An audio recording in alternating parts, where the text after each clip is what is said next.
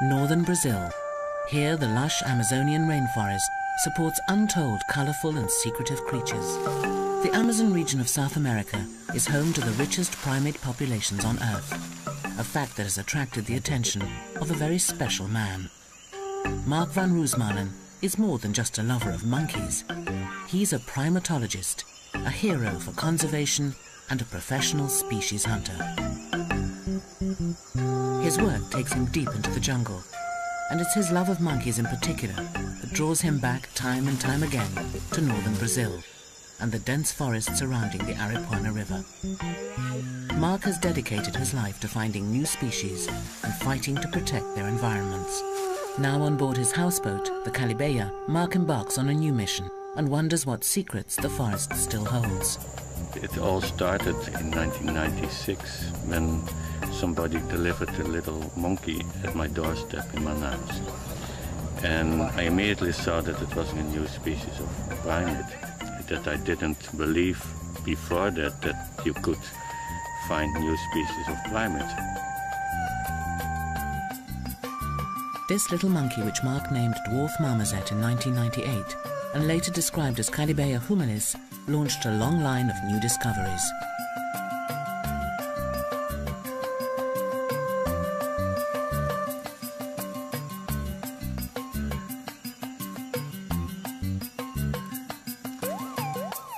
Since then, Mark claims to have discovered more than 20 other previously unknown primates, and also a dwarf porcupine with a pink nose. Also interested in botany, Mark's research on the plants of the region are a standard text.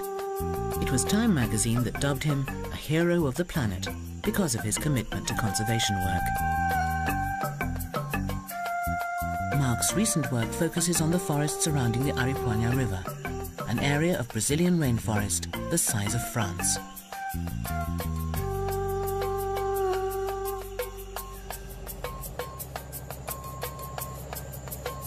It takes a special knowledge to be able to pick out a new species from this vast sea of green. Looking for something new in this animal mecca is like looking for a needle in a biological haystack.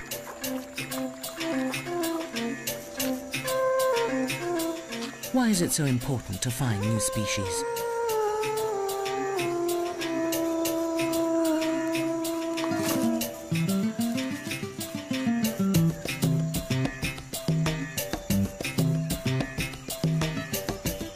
New species add considerable weight to his case to have this forest declared a sanctuary.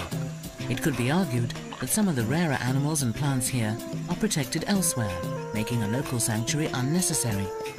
But if Mark could show that a unique kind was found here and nowhere else, it would greatly strengthen his chances.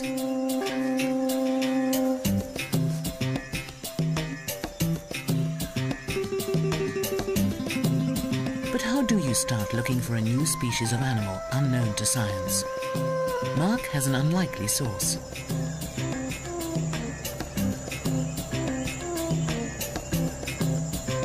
He visits some friends that he considers to be the true field scientists, the people who've lived along the Aripuanã River for generations.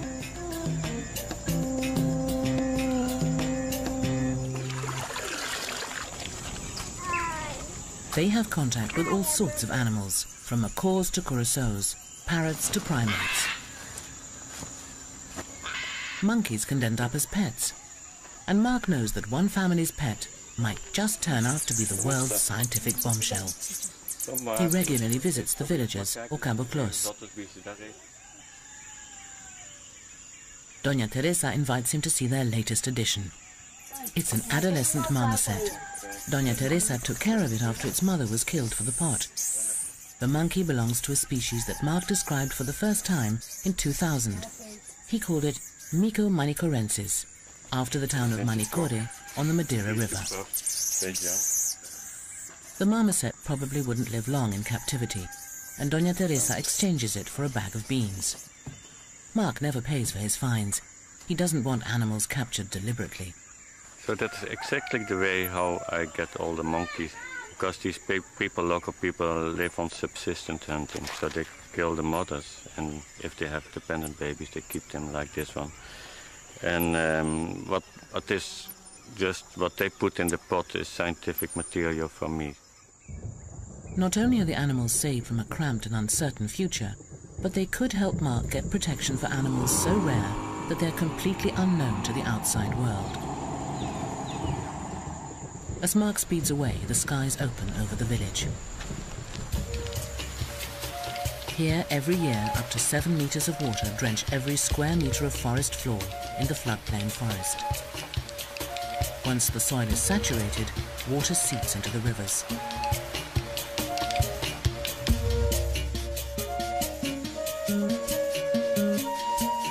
In some places, the water levels swell seasonally by over 10 meters, leaving nothing but the canopy stretching beyond the water's surface.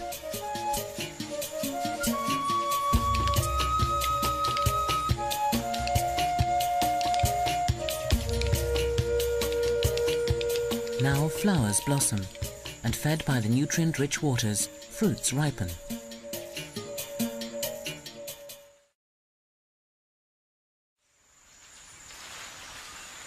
Creatures normally hidden in the depths of the forest and high up out of view descend to the floodplain to feed, making them easier to see. Among them, the spider monkey, one of the largest monkeys on the continent. Spider monkeys are easily distinguishable. They have the longest tails in the monkey family, which are used like a fifth limb to swing through the branches.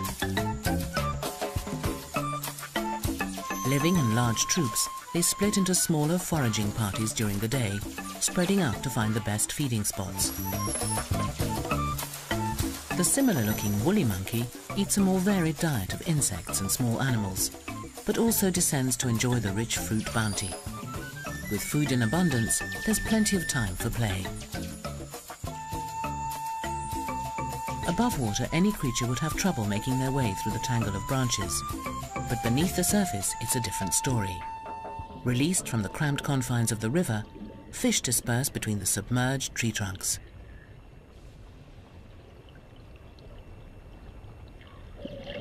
Animals that usually travel by foot are forced to swim. Sloths usually crawl from tree to tree. Now, though, they must paddle. Moving at their own pace, they're surprisingly good swimmers, but that's about as energetic as a sloth ever gets.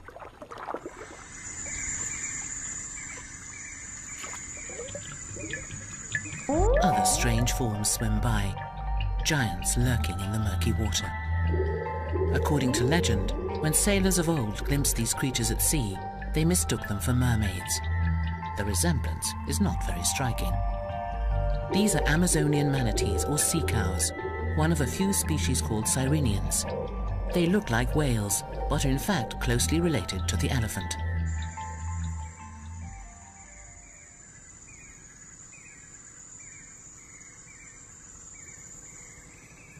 Meanwhile, back on board the Calibeya, the little marmoset has settled in well and become a much-loved member of the crew.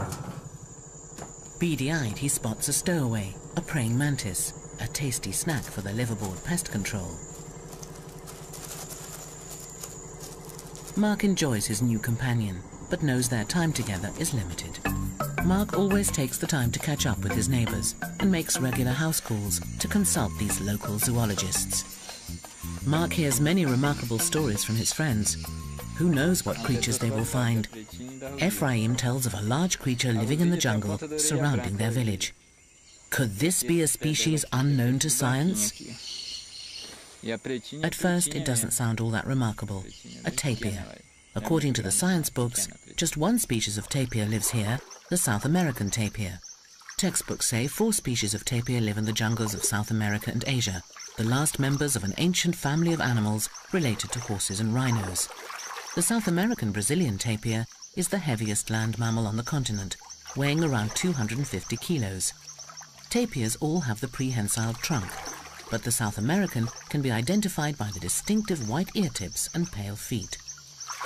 But the animal Ephraim describes is half the size and jet black all over. If this were to turn out to be a new species, it would be electrifying. This may be the only place where the dark tapir lives, and without the knowledge of studies, it could be on the brink of extinction. It's vital to find out more, and that is Mark's mission in life. But the locals haven't finished yet. Peccaries look like pigs, but are more closely related to hippos. Science describes two species in the Amazon, the widespread collared peccary and the much larger and noisier white-lipped peccary. This species has a more limited range and moves through the forest in noisy groups of 100 animals or more. That's not what the locals see on their hunts. They describe 4 peccaries, including another white-lipped species that is redder in color and has white feet, and another kind they call Caetitumunde, the giant peccary. Unlike other peccary species living in herds, the much larger Caetitumunde is only seen in small family groups.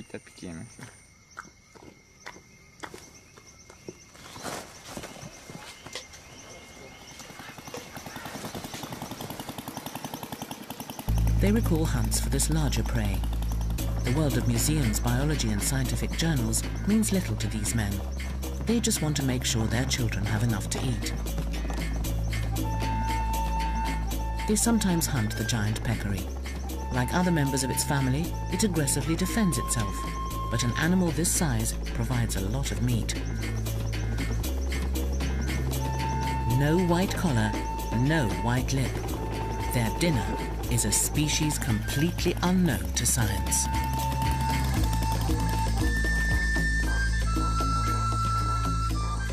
As the days pass, the Calibeya takes Mark and his crew further into the forest.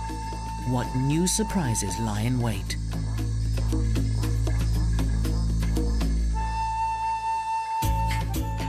The golden morning sun reveals little sandbanks, the first signs that the flood. Already, these fingers of land have attracted skimmers who loudly lay claim to the banks. One morning, Mark has some surprise visitors.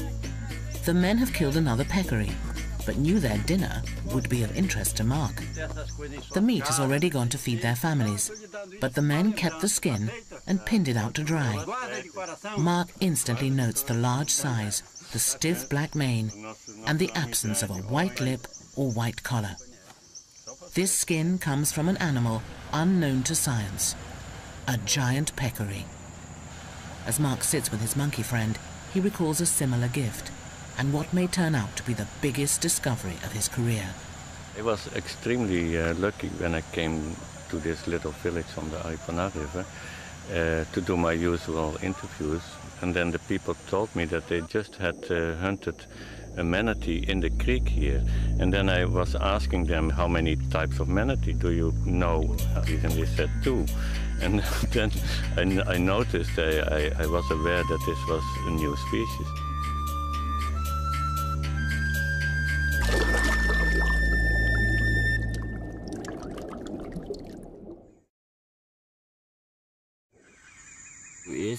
Frankie describes the animal killed. It was tiny, not much more than a meter in length, black with a distinctive white heart shape on its chest.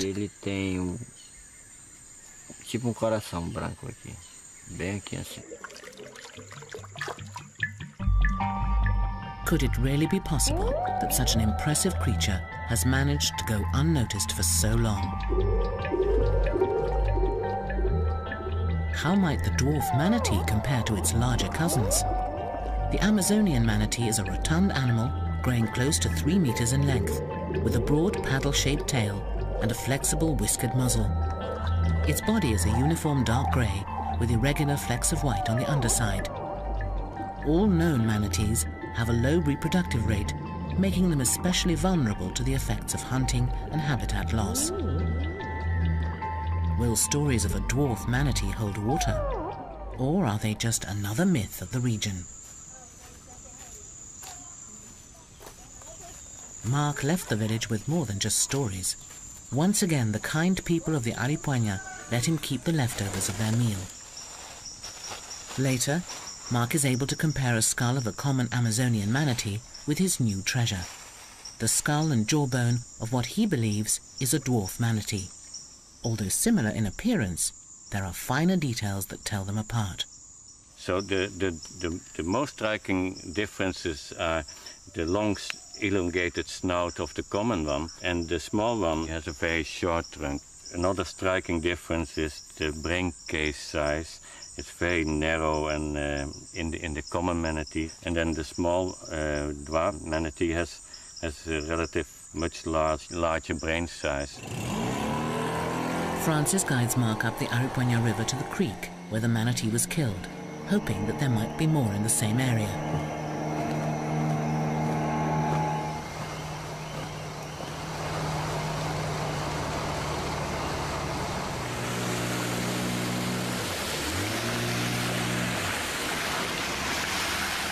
They spot one of the Amazon's oldest inhabitants.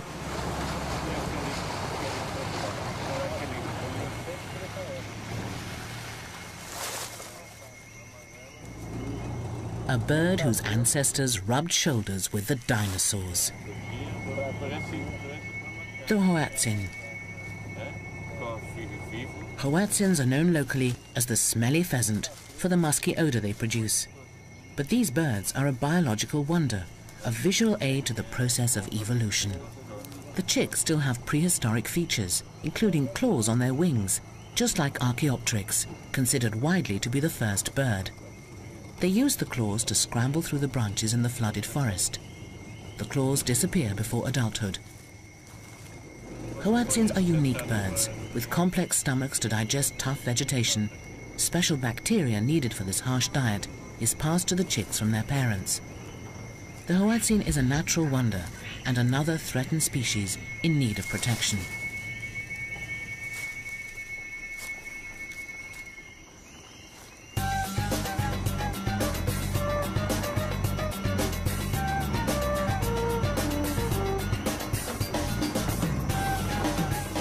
Francis directs Mark into the Arawatzino, a tributary some 40 kilometers long.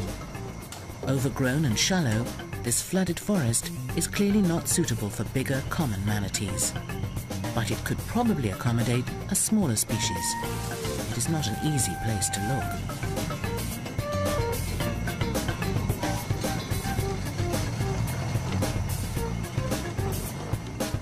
As a primatologist, Mark never stops scouring the treetops for monkeys.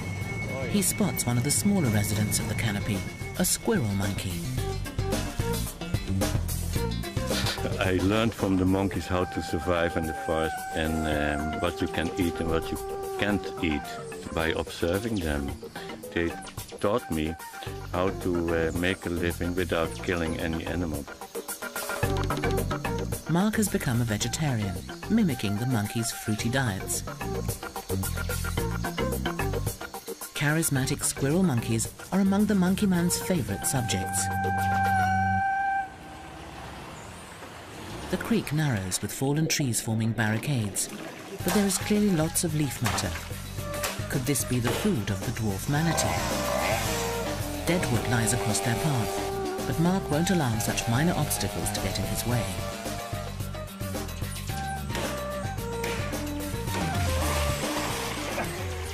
Not when the river ahead may hold such a huge secret.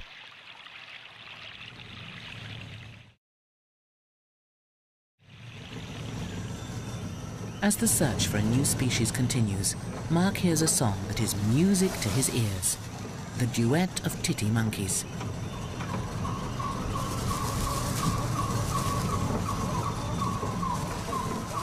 These monkeys also mean a lot to Mark. They were one of his earliest discoveries. He described them back in 2002. He named them Prince Bernhard titty monkeys in honor of his supporter, the Dutch Prince Bernhard. Much of their lives remain a mystery. They've never been filmed in the wild before now.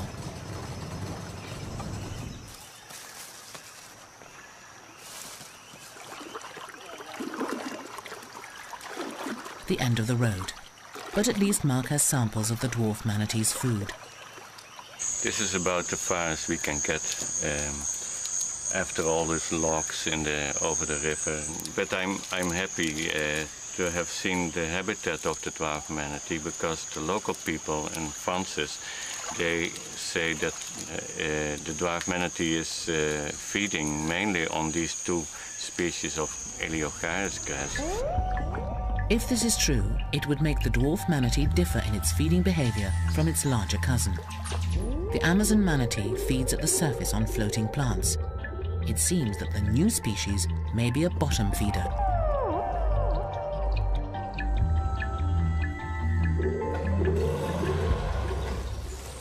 Mark will have to try again in the dry season. Once home, the Calibeya gets another visit.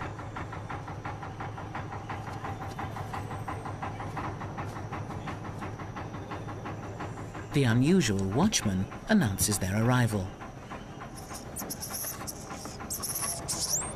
River traders bring in supplies of eggs and flour. Mark always exchanges news with these people.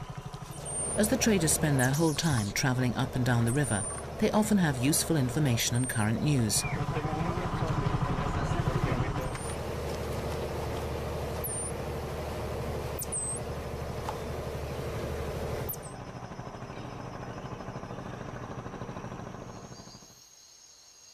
September sees a change in the weather.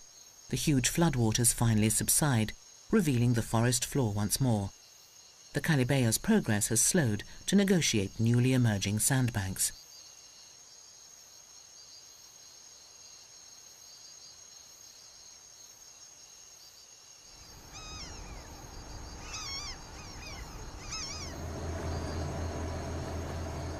Mark uses the downtime to revisit a childhood fantasy, the Lost World.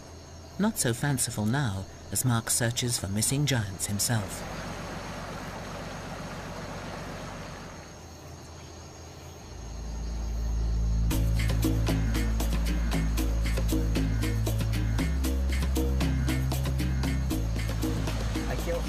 Calibeya's captain weaves her slowly through treacherous sandbanks, some of which he can barely see below the surface.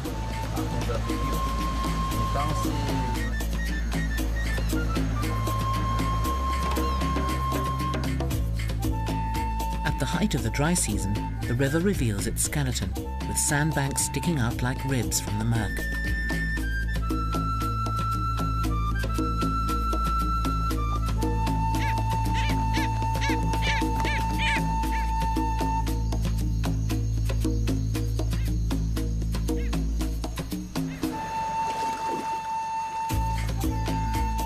Ground-nesting birds, such as nightjars, crouch on their nests to prevent the sun hard-boiling their eggs.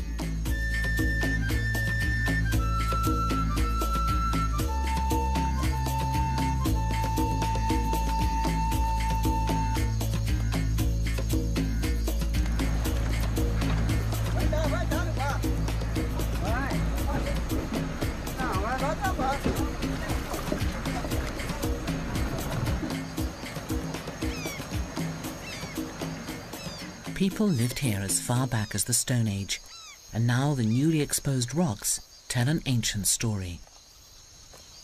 Here the Stone Age Indians clearly depicted a manatee. Here's the tail of the manatee, and here's the head. And I consider this a good omen for in the search for the dwarf manatee. Maybe they depicted the dwarf manatee. I hope so. This is one of the nicest engravings here. It's of a dolphin. It's a long, elongated snout and a high forehead.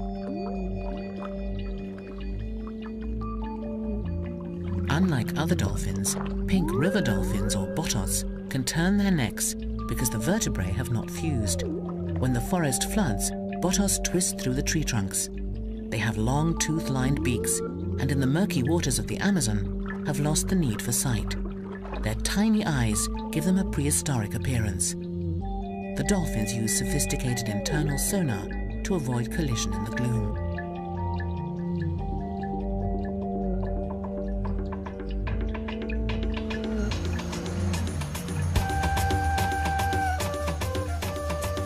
Sonar doesn't prevent collisions above the surface, though. The Calibeya has run aground for the 4th time. It takes a little patience and some careful navigating to get them back on track.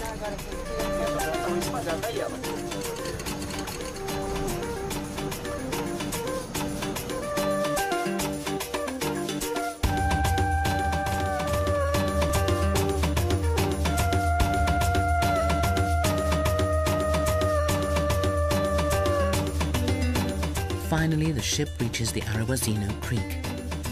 Home, Mark believes, to the dwarf manatee. It snakes back into the heart of the mysterious rainforest. Could secret creatures live here, hidden from human eyes.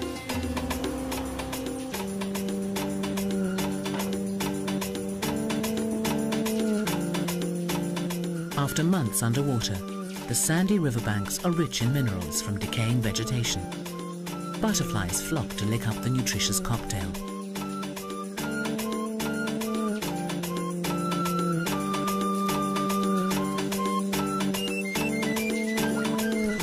The water is refreshing to drink as well, despite its off-putting colour. Mark is anxious to press on in his search for the dwarf manatee. A find this size could draw international attention to the region, perhaps creating pressure to give it official protection, saving not only a new species, but protecting the habitat of the monkeys that Mark so loves. With that fresh inspiration, he presses on in his search. Francis joins him again, along with his brother Ephraim. Logs and branches clog up the creek. Progress upstream is frustratingly slow. It's a bit of a helter-skelter ride, and they keep the chainsaw close at hand.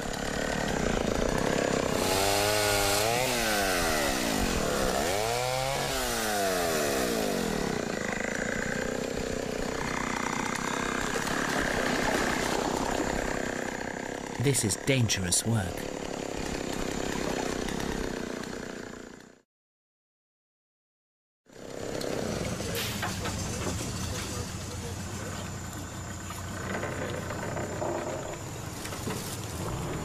Francis spots one of the logs they cut just a few months ago, in the rainy season.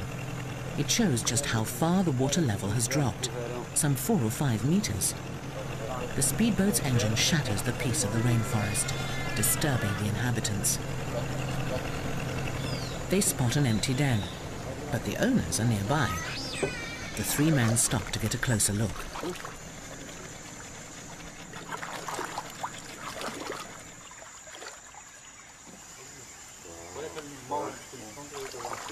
Giant otters, the largest members of the ferret family, agile fish eaters at nearly 2 meters long. Mark decides to take a dip.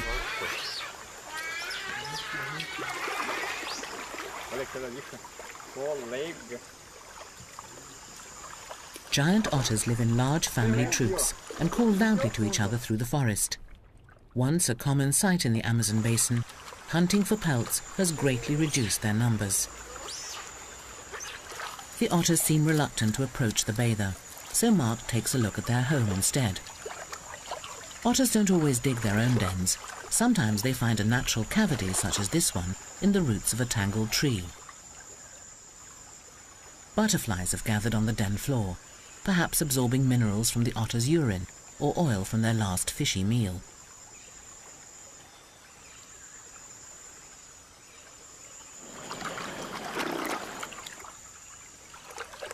Other traces of the feast remain. Large scales, perhaps from the jarraky fish, one of their favourite fish prey. It's a welcome interlude and a reminder of the rare and important species of the region and the need for their protection. The search must continue.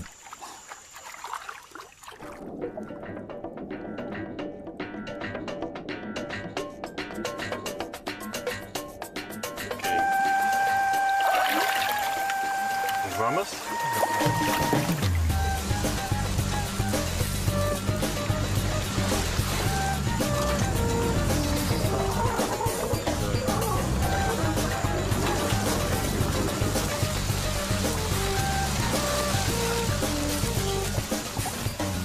You have to be pretty fit to hunt for manatee in the Aripuanã River.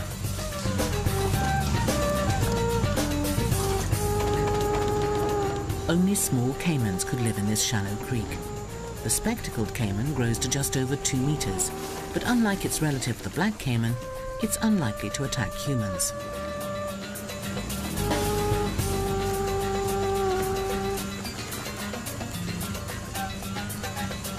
Mark looks for a good spot to begin his search.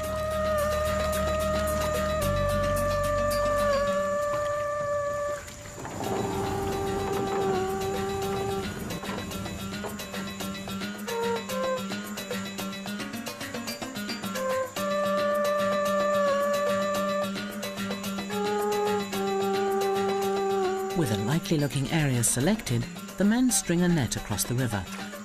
They hope that if a manatee is travelling downstream, they'll be able to corral it, holding it in a netted part of the river for a few days, giving Mark a chance to examine it and confirm the discovery.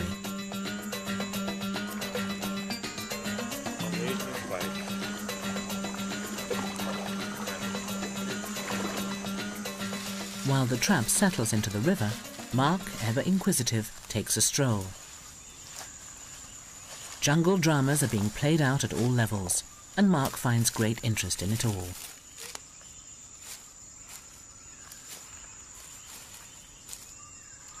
From the animals to the plants on which they live, he even spots a new species that he found just a few months before. Here's the flower of Gustavia.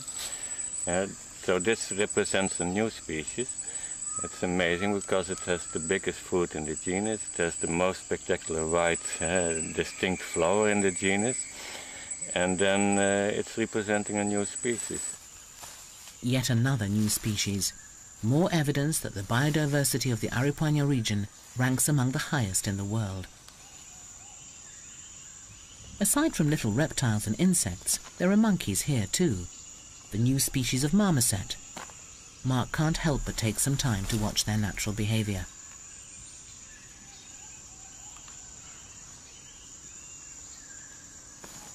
Like most marmosets, this new species appears to live in close-knit family groups, each defending a territory of their own. He hopes soon to return his captive friend to a wild group like this. At the moment, the little monkey's a bit young to stand its ground with a wild pack, but the time will come soon enough. The word marmoset comes from the French for grotesque, but the squirrel-like monkeys have won Mark's heart. Unlike other primates, these have specialized in eating gum.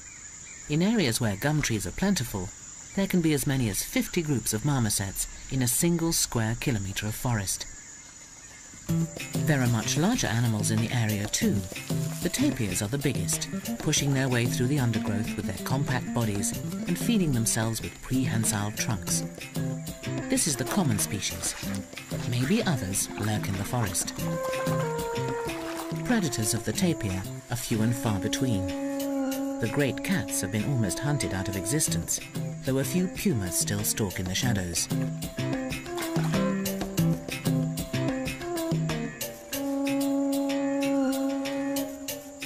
This is the same kind of mountain lion that ranges from Florida to Patagonia. Unlike many cats, these jungle dwellers are quite unafraid of water.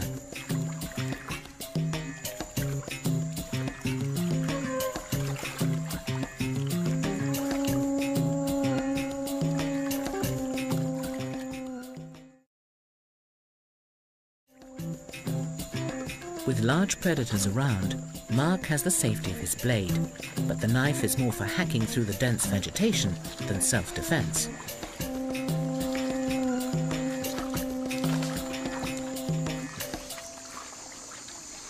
We set the second fence about 1.5 kilometers upstream, but we saw a place where they recently had browsed the Eliocharis grass.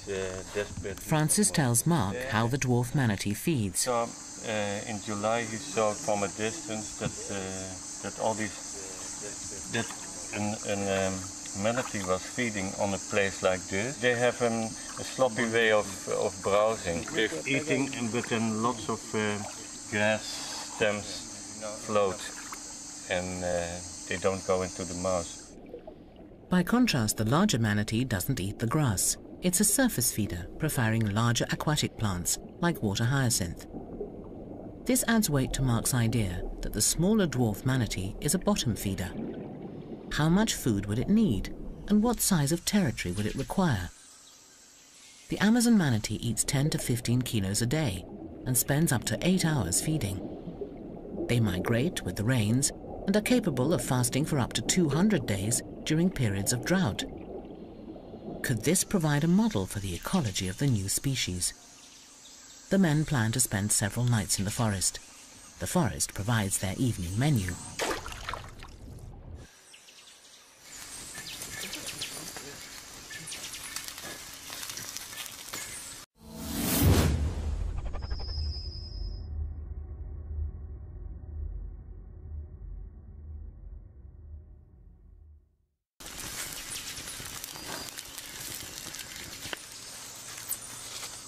Watched over by his little companion, Mark catches up on some research. It's important for him to keep up to date with developments in the scientific community.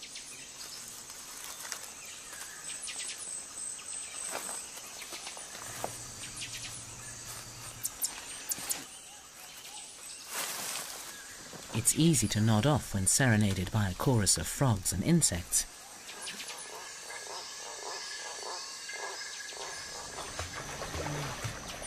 Early morning, and the search begins in earnest.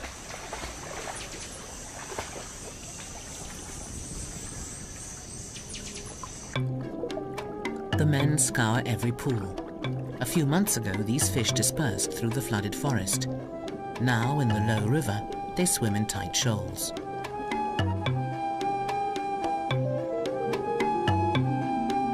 The men keep an eye out for hidden dangers.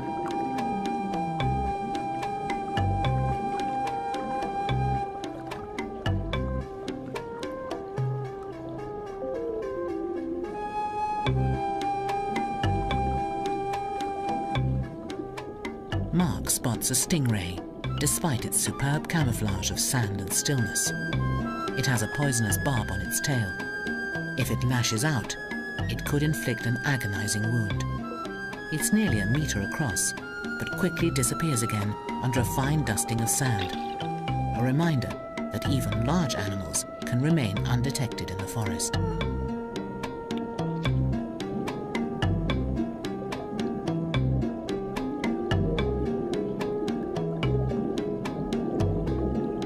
A kilometer and a half later, they reach the downstream net, but hours in the water have taken their toll.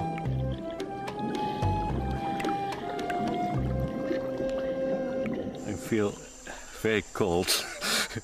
I'm totally undercooled, and it shows how you can almost freeze to death in the rainforest.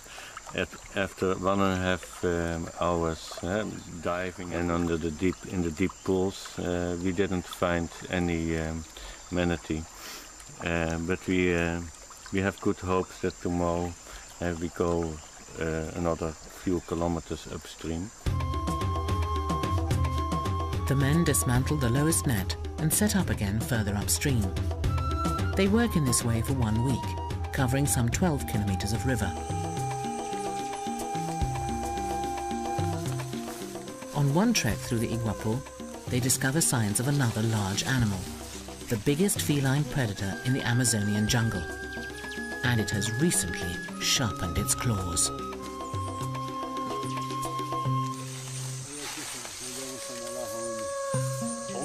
The predator has left its mark. The scratch marks on the tree trunk show just how high the jaguar stretched. It's more than 2.5 meters. The moment that I see this, then I think about it as a possible threat. But I still think that a fallen tree or a fallen tree branch is more likely way to be killed in this forest. The jaguar, the real lord of the forest, the largest and most secretive cat of the Americas, the dense forest remains its final stronghold. Jaguars are known to prey upon aquatic animals and caimans, for instance. So it's probably the only predator for the dwarf manatee. There's just time for one last swim.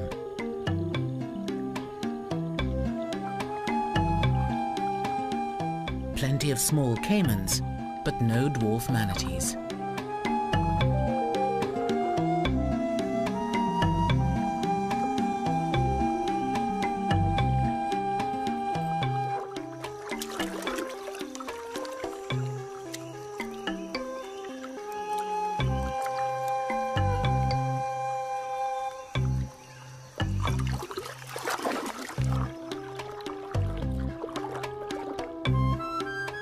Mark's frustration grows because everywhere in the creek he sees the blunt ends of the Eleocharis grass. He believes only a manatee would chomp the grass like this.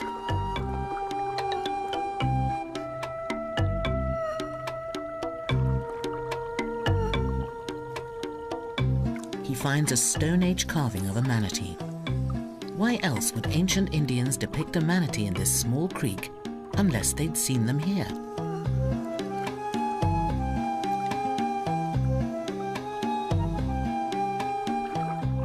All too soon, they reach the lower net. The search is over.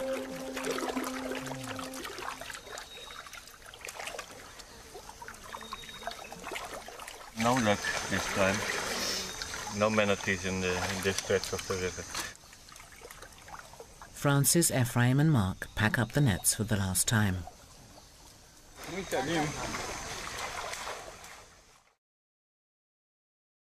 The mission is over for the time being.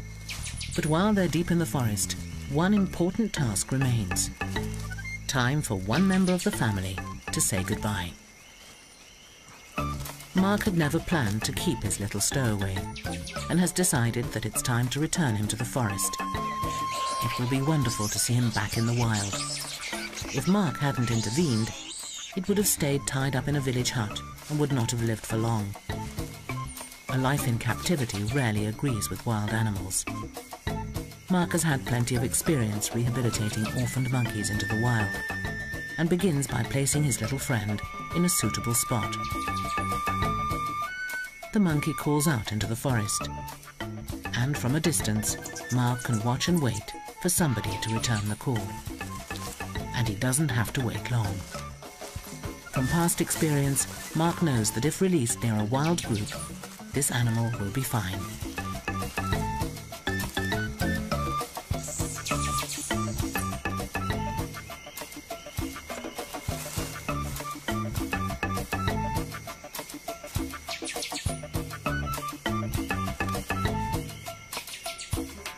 Confident that the troop will now adopt and care for the youngster, and that the little monkey is big and bold enough to stand up for himself, Mark releases him.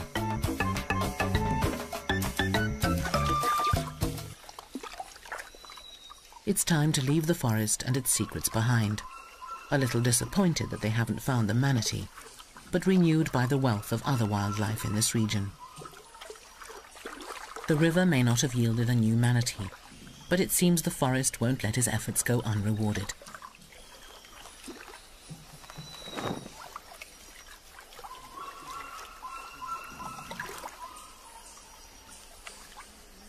A vulture abandons its meal, an agouti. Mark has never seen this species before. This is an agouti, but I know almost for sure that it's a non-described species of agouti.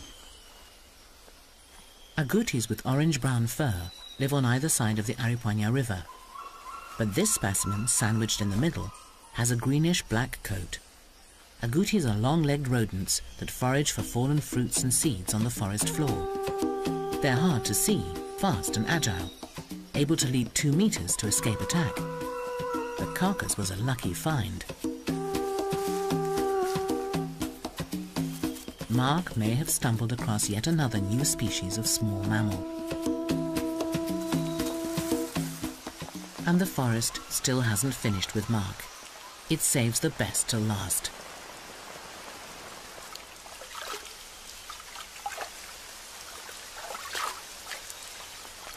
A light shower forces the men to rest for a day. Francis and Ephraim tell Mark of a nearby wallow, which they believe will attract animals from the forest.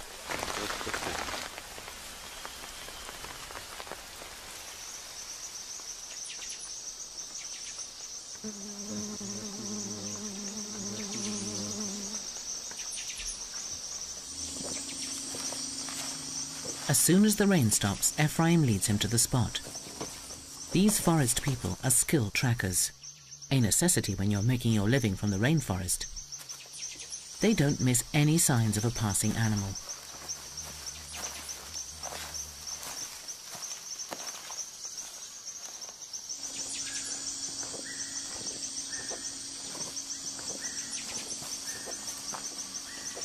Among the fresh prints, Ephraim notices something that sends a shiver down Mark's spine. A large hoof print. This wasn't left by a white-lipped peccary, or by a collared peccary.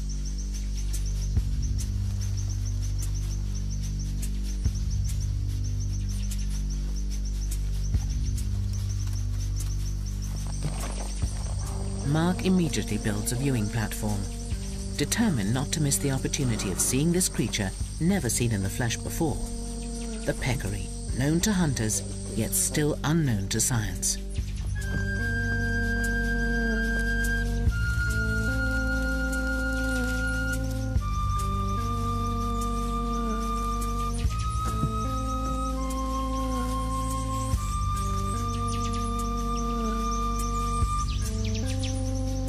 He settles down to wait. And wait. And wait. There's plenty to see, but no sign of the peccary.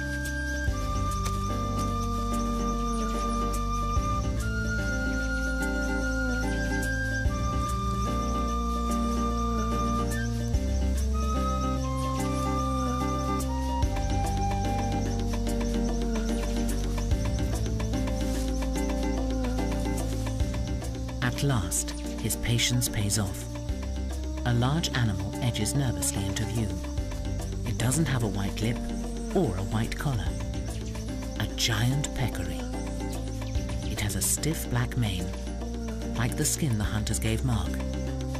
It has never been seen by a scientist before, and certainly never filmed. It lives in a small family group, confirming the observations just as the local people described it. Altogether, there are 4, 2 adults and 2 youngsters. Mark, utterly thrilled, takes in every detail. Not only does he get the chance to examine a living animal, but it's being filmed for the first time. Typically for peccaries, the animals are wary. Being one of the larger prey species, they're a favorite meal of jaguars and other larger predators, including man. Then, just minutes after they arrived, the giant peccaries begin to move on.